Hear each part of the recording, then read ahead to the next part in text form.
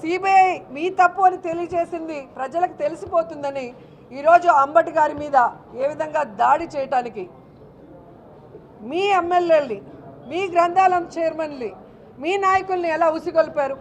పబ్లిక్గా రోడ్డు మీద కర్రలు రాడ్లు పట్టుకొని తిరుగుతుంటే పోలీసులు చోద్యం చేస్తున్నారంటే సిగ్గుచేటు.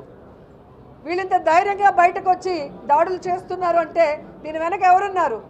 లోకేష్ ఉన్నది నిజం కాదా? చంద్రబాబు నాయుడు ఉన్నది నిజం కాదా? వీళ్ళు ఉన్నారు కాబట్టే వాళ్ళు బరి తెగించారు. వీళ్ళు ఉన్నారు కాబట్టే పోలీసులు మౌనంగా ఉన్నారనే దానికి ఈరోజు అందరూ కూడా అర్థం చేసుకోగలుగుతున్నారు. ఏకంగా అంబటి గారి ఇంట్లో దూరి వాళ్ళ వైఫ్, కూతుర్లు, అల్లుడు, పిల్లలు, మనవళ్ళు, మనవరాళ్ళు ఉంటే వాళ్ళని చంపడానికి ప్రయత్నిస్తారు.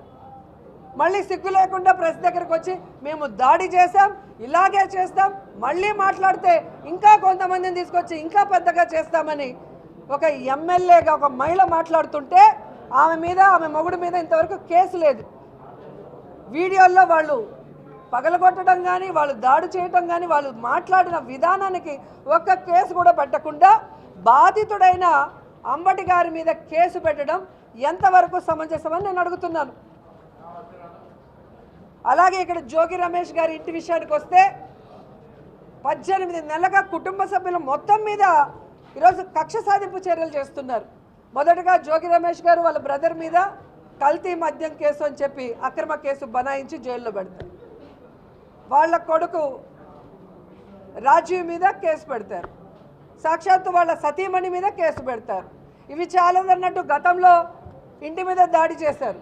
ఈరోజు ఏకంగా పెట్రోల్లో యాసిడ్ కలిపి విసిరివేస్తున్నారు. ప్రొఫెషనల్స్ని పెట్టి ఆ ఇంట్లో వాళ్ళని సమాధి చేయాలన్న ఒక ఆలోచనతోనే ఇది చేశారన్నది స్పష్టంగా విజువల్